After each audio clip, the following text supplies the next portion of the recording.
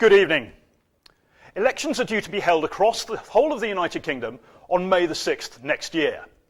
Those include elections for the Scottish Assembly, as well as local government elections and mayoral elections elsewhere. In laying the campaigning groundwork for those elections, First Minister of Scotland, Nicola Sturgeon, of the Scottish Nationalist Party, has been talking up the prospect of a second referendum on Scottish independence. The British Prime Minister, Boris Johnson, has said that he will not grant permission for another referendum, but with polling in Scotland seemingly heading in Sturgeon's way, is a referendum in fact on the cards? George Galloway, a Scottish-born broadcaster, former Labour MP of 4 different parliamentary constituencies and candidate in the London mayoral election in 2016, is a prominent advocate and campaigner for Scotland to remain in the United Kingdom. Galloway has recently launched the Alliance for Unity, which he describes as a cross-party alliance aimed campaign to defeat the Scottish nationalists and put an end to the never-endum on Scotland's future. We're told that the alliance is intending to stand pro-United Kingdom candidates from across the political spectrum in all party lists everywhere in Scotland. But could an independent Scotland actually survive outside the UK? Some campaigners for Scottish independence advocate a referendum on both independence and joining the European Union. Is it even feasible for Scotland to join the EU? And what would be involved? Now, another prominent anti-referendum and pro-UK campaigner is David Coburn.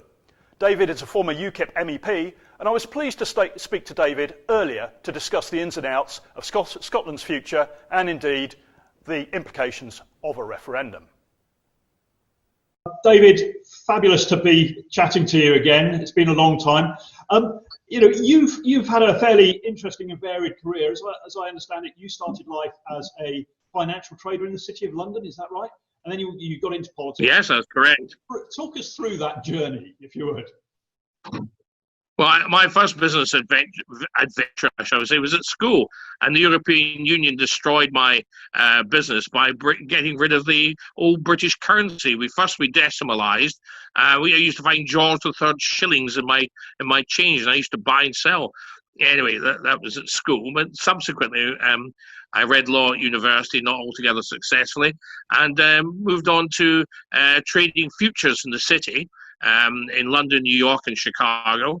And then I sort of returned to what I always did best and enjoyed was antiques, which is what my first love. And then also in between, I managed to get myself elected to the European Parliament for Scotland. Not too many right-wingers have been elected to the European Parliament from Scotland, but I managed to do it, which is quite fun. And much to the annoyance of the Scottish National Party, I took a seat that they had. So there you are. Well done. And can I ask what are you doing now? Where are you? And you're in some sort of fairly grand setting there. Oh, just at home. But basically, I'm continuing to do what I've always done in business, in the antiques business, which is good, the art and such like. But obviously, things are rather under the weather because of COVID. So I've had to just enjoy myself rather, just do stuff in the country and dig things and that sort of thing.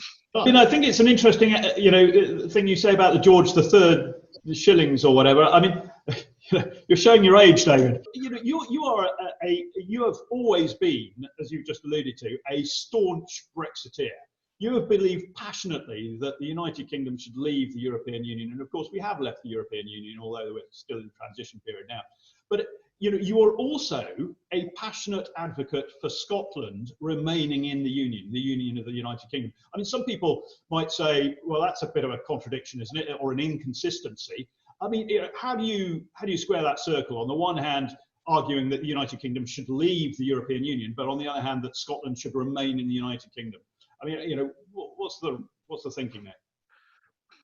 Well, I started off life as a Teddy Taylor Tory in Glasgow Cathcart back in the 70s, and when I was about 12 years old, and I fought against the European Economic Community, or whatever it was called at the time, and Teddy Taylor was the man in Scotland opposing it, so I did my best to help him. I didn't have the vote myself, I was too young, but I did my best to make sure as many people as possible voted not to go into the European Union, which I thought was a very, very bad idea, and I still do. I haven't changed my mind, but I've always been a staunch unionist. My family are staunch unionists. In Scotland, we need the union. For 400 years, we have considered ourselves to be British, and that's more important than anything else. I mean, for 400 years, Scotland and England have together created the greatest empire the world has ever known. Before that time, before the 400 years, we were as nothing separately, but together we built a great empire, and we brought democracy, parliamentary government, and the rule of law to the world. We've done more than I think anybody else to make the world a better place, and a kinder place. So what's wrong with that? Why should we break up an arrangement of 400 years and unite with people across the Channel who not too long ago were our enemies, and who, many of whom, are not exactly democratic? They had communist authoritarian governments until very recently, and quite frankly, they do not understand our way of thinking, in as much that the government is the servant of the people. The people are not the servant of the government. That is not the case in France, or indeed Spain or Germany or many of these other countries who really don't understand our way of doing things. And I think it was a very bad move of us going into the European Union. I mean, it's interesting what you say about the Act of Union, which brought Scotland, England, and so on together, that created the Union here in the United Kingdom. I mean, that was 1707, wasn't it? And so that, I mean, it's a long time ago. And actually, it's an interesting thing. A lot of people sort of watching us, listening to us now might think, well, sort of Scotland is ultimately a separate entity to England, Wales, and Northern Ireland. But actually, the Union has existed for longer than probably most countries in the European Union. In fact, probably 80% of them. We've been one entity, but we've had distinctive characteristics. So there's been very much a Scottish identity, an English identity, a Welsh identity, and an Irish identity. But I'm a former military man, and the history of the British Army, really sort of from the 1700s, the early 1700s, has been one of the Scottish and the Irish actually providing the backbone for the British Army. But well, my value to say the Scots built the empire, the English gave it away. Well, we could have that discussion, David, but maybe on another occasion over a pint. But but seriously speaking, I mean, there has been obviously one referendum. It's been a long time brewing, this whole question of Scottish independence. Under Labour, really, the sort of devolution took shape. There was a referendum in 1987 on having a Scottish Parliament. There was some 70-odd% of the Scottish people voted in favour of that, and indeed there's obviously a Scottish Assembly now. So there's been a sort of a gradual sort of devolution of powers to Scotland. But actually, there two things about that. One is, I'd ask you, would it? I understand that you believe in the union. You're a staunch unionist. You don't believe that Scotland should leave. But just for argument's sake, could Scotland survive as an independent country outside the United Kingdom, do you think? I mean, militarily, in terms of foreign affairs, trade, foreign relations, this sort of thing. What's your thoughts on that? Yes, we could survive, but what would survival mean? Well, I don't think we'd have a health service. I don't think we'd be in a very good position financially, and why would we want to do that in the first place? But most importantly of all, Scotland's got a huge deficit, 7 times the deficit of the rest of the United Kingdom. If Sturgeon wanted to go, as she says, into the European Union, because she doesn't seem to think Scotland could survive on its own. She wants to go into the European Union. Well, to do that, she'd have to cut the deficit massively, which would mean that the health service, I don't know where she'd get the money to run that, would probably fall apart. It would be worse than Greece. She talks about, she's always complaining about the austerity that Tories have imposed. Well, she would have to impose austerity max in order to get into the European Union, and that I don't think the Scots would wear. Economically, we'd be in an appalling position. Our health service would collapse, our social security system would collapse, and goodness knows what would happen to our pensions. So I don't really see that being a good idea. And more people in Scotland earn their living directly or indirectly from the state than they do in England. So that would be an enormous problem for people in Scotland. Because a lot of people may not realise that Scotland's economy is subsidised massively by Westminster. Isn't that the case? Well, put it this way: together, it's better. We had economic problems. Many of our heavy industries started to fall apart after the war, in the 60s and the 70s. I was in Scotland as a child. I saw the economy declining. I saw the big heavy industries, steel, coal, engineering collapsing, simply through world competition. And if it hadn't been for the rest of the United Kingdom, we would have had problems. And we managed to get through that problem. I think that we're better off as a unit, because look what's happening with COVID. If it wasn't for the United Kingdom, I think Scotland would be in an appalling position after COVID. Appalling. Scottish budget is subsidised massively, or much of it comes from London, from the United Kingdom budget, if you like. Scotland is subsidised by the rest of the UK. It's not that Scotland actually... Well, much in the same way as... Okay. Much in the same way as the north of England. The north of England has been subsidised massively by the south, and that's because of economic problems. Again, heavy industry closing. And the thing is that the good thing about the United Kingdom, it means that we have, when part of the United Kingdom is not doing very well, we've got the rest of the kingdom to support us. So the north of England's had support from the south, as has Scotland. And you never know what might happen in the south. There may be economic problems in the future. Who knows? People talk about rising sea levels. There could be all sorts of problems in the south of England that Scotland might be able to help with, and the north of England may help with. But together, we are much better off all round. Yeah, I agree. I mean, I'm just sort of exploring the fact that at the moment the Scottish budget is subsidised partly by the rest of the United Kingdom. But the other thing is that if we talk about the potential for Scotland to go independent, whether it's a good idea or not, a comment from me, if you like, I think that a lot of people in Scotland do not realise that if they were to go down that route. And Nicola Sturgeon has talked, and the SNP talk about a referendum that really has two elements to it. One is leaving the United Kingdom, but the other is to join the European Union, as you rightly say. Well, the first thing is that Scotland doesn't meet the financial criteria because of the deficit that you talk about and so on to join the European Union in the first place. So the European Union is unlikely to accept Scotland because it would be an exception. It would break the European Union accession rules. But and I've read some reports that are saying that it would take as long as 7 years for Scotland to adjust in the best of cases. So it would neither be in the UK or in the European Union. But the second thing is that a lot of people in Scotland and elsewhere probably don't realise that now the European Union rules have changed since the UK joined the European Union. And in fact, any country, including Scotland, should it do so, that enters the European Union, that accedes to the European Union, will have to adopt the euro and will have to accept fiscal union with the rest of the European Union. That means that Brussels will have tax-raising authority over certain parts of the economy in Scotland, and will be able to will dictate financial policy to Scotland.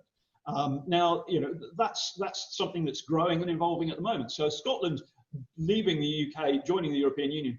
I mean, David, some people might say, I might say, and I don't know what you think, that actually Scotland would be swapping a membership of a union, the United Kingdom, in which it has a significant amount of autonomy over vast areas of public policy, going into a European Union that would take control of Scotland's fiscal policy, some of its, including some of its tax policy. It would lay down all sorts of constraints and restrictions going forward. So it's, one could argue you'd be leaving a soft or a top. Or you're absolutely right. A centralised control. Well, you're absolutely right. I mean, we'd swap being 1/4 of an alliance that's lasted for 400 years to being as insignificant 1/26 or whatever of a gigantic European superstate. Yeah. Then I have sat in the European Parliament. I know what it's like. The Parliament is a eunuch. It has absolutely no power whatsoever. It's not a democracy. We would simply be ignored. And big countries like France and Germany would simply walk all over us. Essentially, this is a Franco-German empire. It really is. Mm-hmm. And they are the ones who call the tune. Look at Italy. Italy's desperate at the moment. They had tremendous problems with COVID. Previously, they had tremendous problems because their banks are in trouble and economic troubles. The European Union did nothing to help them or bail them out.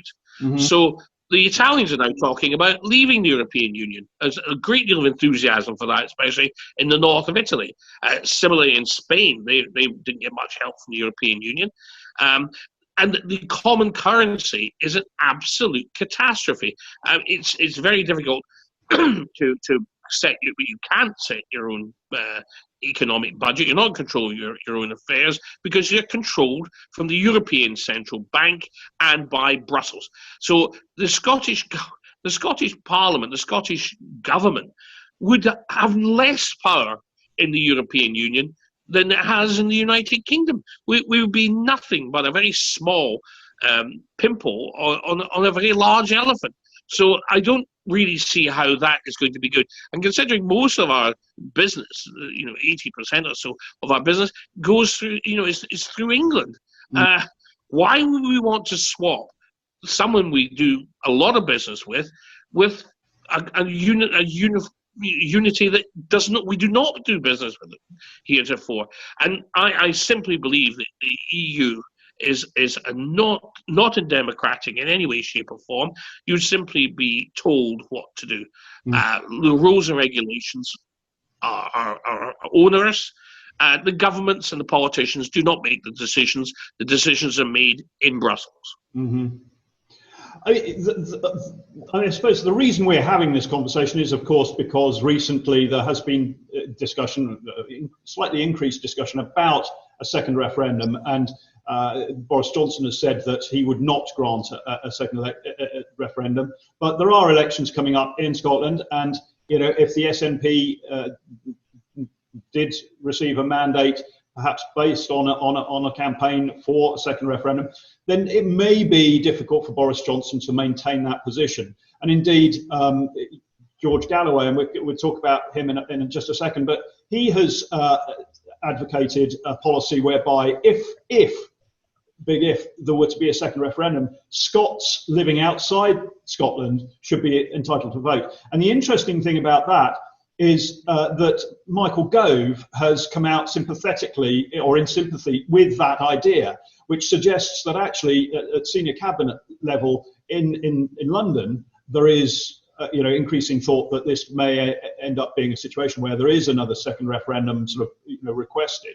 And what to do about it. Of course, the decisions will have to be made by the Prime Minister, by the Cabinet, as and when. But there seems to be increasing talk about it. Now, George Galloway, as I mentioned, has now set up the Unity Alliance. I mean, you've come out in support of George and that movement, or is it a political party? Now, tell us something about that, if you can. Yes, well, George and I have known each other for many, many years. We may not agree with everything, but again, I was, convivial with Tam Dalyell, who was very much on the left, but I thought was a great man for Scotland, a great Scottish patriot. Even if we didn't get on politically, he was even going to come and speak on a platform with me during the European referendum against the against the EU. George likewise did great things during the European referendum to get us out of Europe. I think it's a shame he wasn't included in the Brexit party, but there were some very strange people they chose for that. But the long and the short of it is that George is a patriot. He believes in his country. We may have different views, but he wants an alliance of all the different groups in Scotland to make sure we keep the union. The reason the SNP do so well is because the opposition, the unionist opposition, is so fragmented.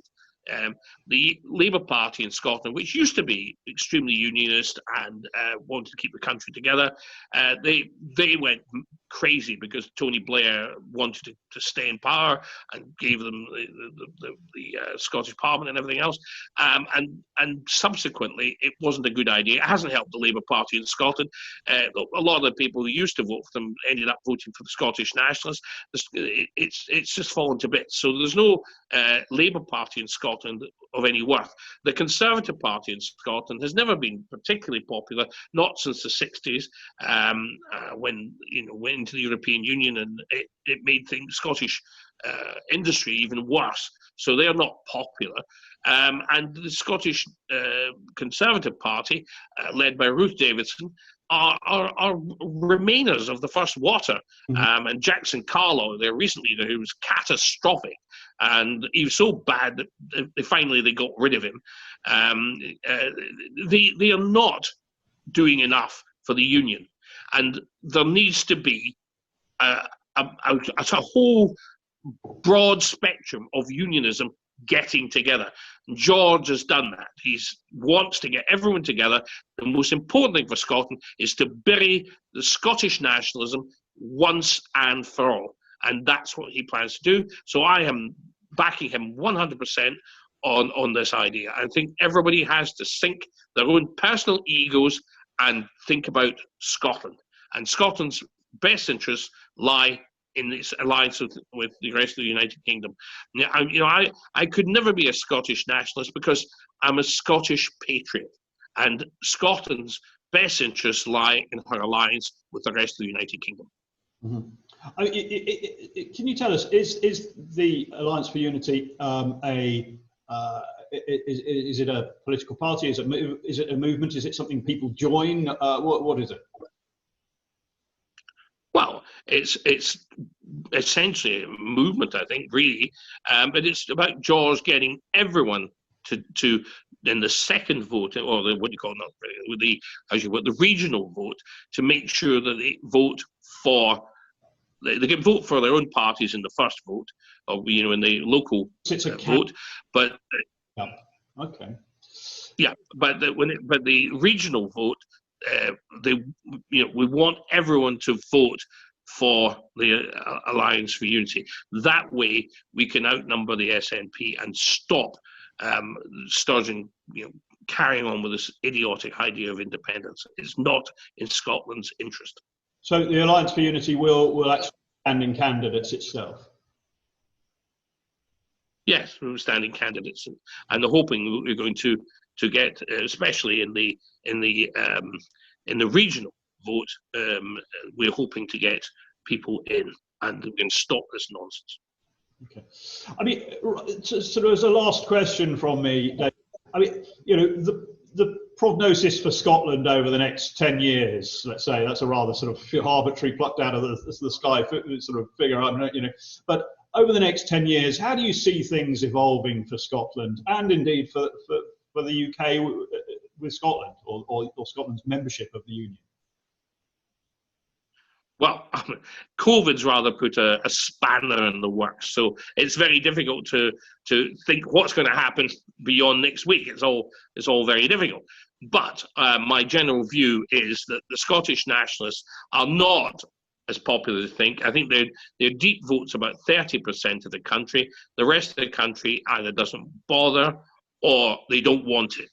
And until the problems of Scottish nationalism are explained to them, the economic problems, what's going to happen to your pension, what's going to happen to your job, what's going to happen to your salary, until those questions are answered, they've got a problem. The economic problem is their biggest problem. What's the currency going to be? Are we going to just be subject to the European Union? And